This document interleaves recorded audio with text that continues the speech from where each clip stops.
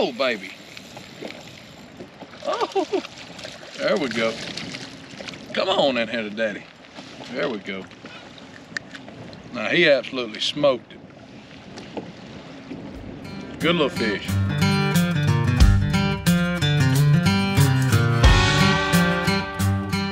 All right, guys, welcome to Pautzke Outdoors, where it is winter time and we are crappie fishing. A lot of you guys say, what? Wintertime crappie fishing? Not many people do that. Listen, it's not the most popular time of year.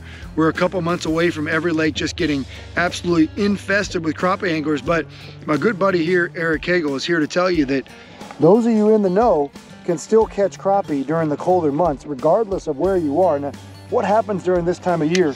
What do crappie do and what do you need to look for? Man, I have people all the time ask me, you know, what's the best time of the year to crappie fish? And, you know, I say the same thing every time. My favorite time of the year is in the winter.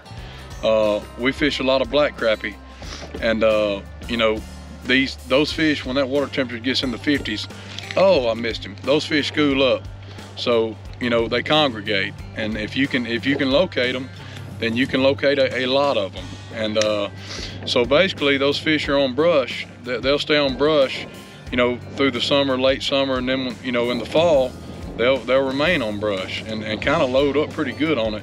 And when that water temperature gets in the 50s, those shad kind of move out and those fish follow them. And man, when these blackfish school up, it's not uncommon to find schools of 100, 200 fish. And now they don't all bite, but I mean, with that many fish, you're gonna catch a few by accident. I mean, they're easier to catch when there's that many of them. And that's what we're doing today. We're just out. I've scanned and found a few schools of fish in a little area. Uh-oh, there's one right there. I found a few little schools of fish in the area. Ooh. And we're just throwing in there and floating a jig through them and seeing if one of them will come out and snap it. But we just got started. He's just introducing it, and I just found a little school, and there's our first fish for the day. Not a bad one. No, I know a lot of you guys are gonna ask one thing. He keeps saying they're gonna school up. The next question is, where do you look? I'm sure everybody's asking that question right now. You just said schooled up. I'm on a big lake. Where do you look? A lot of times, man, you know, and it's different at different places, but most lakes you can look in creek channels, big pockets off the main river.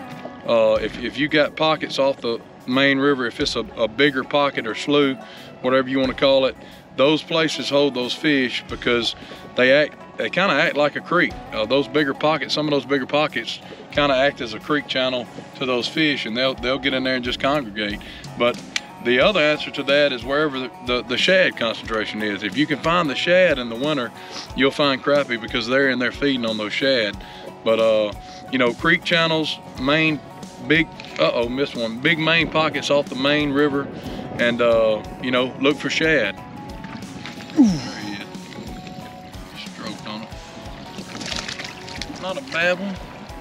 Not a bad one. Just make the grease pot. Nice fish. But one of the things Eric will tell you is he does not use scent every day. If the bite is epic, you don't need scent, you don't need anything special. Today the bite is not epic. We're having to work hard, and he's making some changes immediately to be successful. Now I think he's got pink shad. We got a little pink shad ball on there. We're gonna try it out. And I've said this 100 times before, but sometimes it's not all about the scent.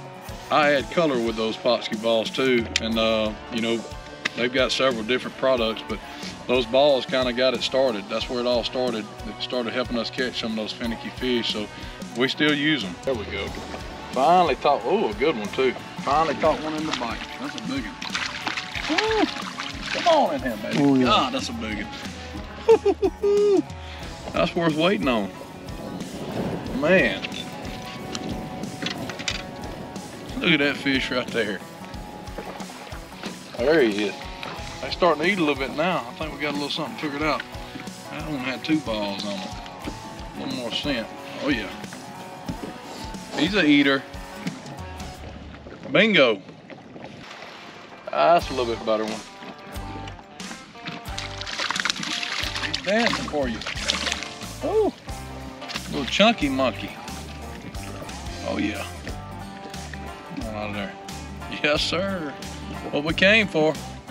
Hey guys, we're gonna talk about our gear check this afternoon, just what we used here this evening. First of all, the rod.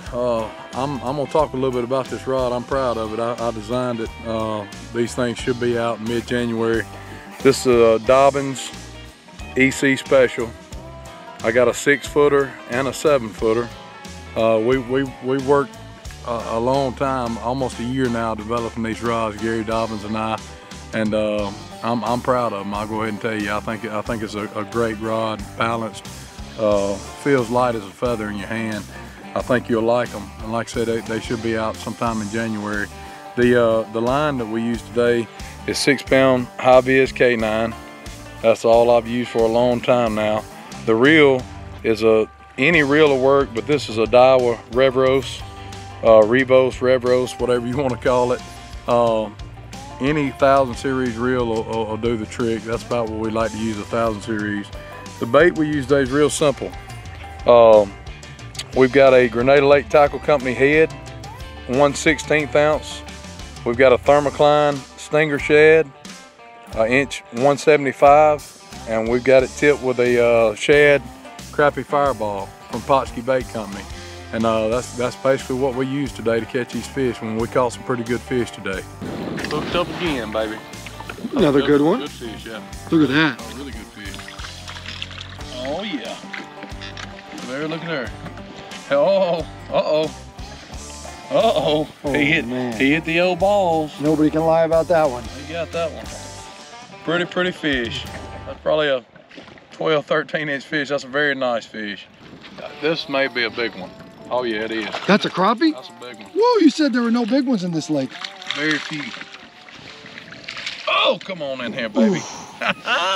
Bobo got a little shower. Well, that's 2 giants for this lake that we caught on this little afternoon trip.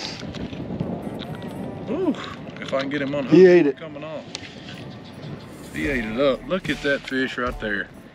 Good Lord. I mean, he is a dang, look how long he is.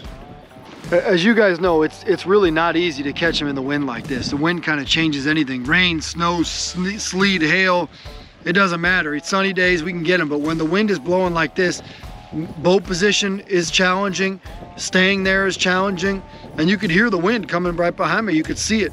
But we're still able to be successful today here in the winter. It just shows you, hey, Mother Nature might not be kind to you on that day, but the fish can still bite. Oh, baby. To grandmother's house we go. That's him. I cast it 3 times with no scent. I put a ball on. He hit it. Uh-oh.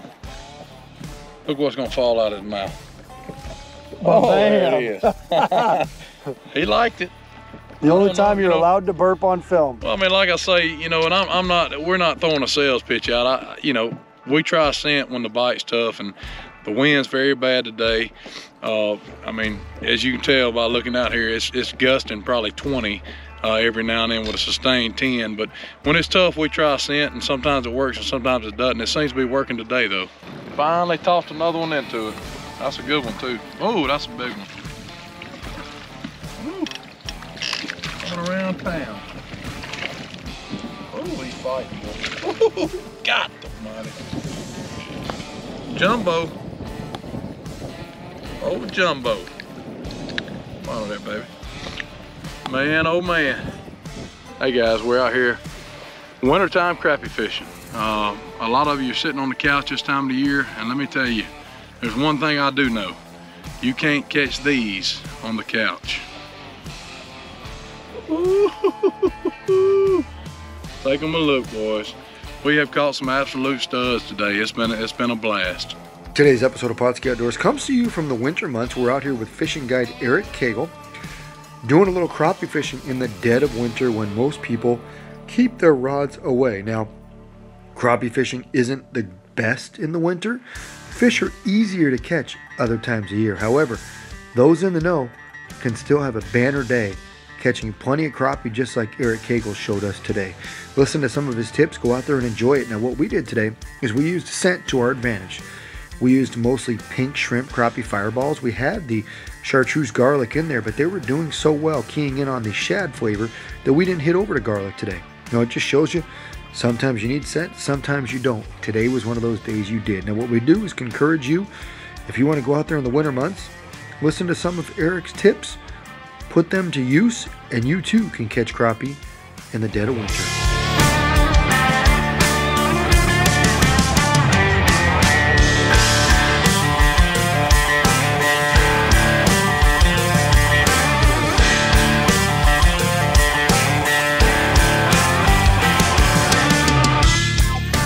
Pautzke products are available at sporting goods stores near you. If you can't find the specific color, size that you want, make sure to go to Pautzke.com.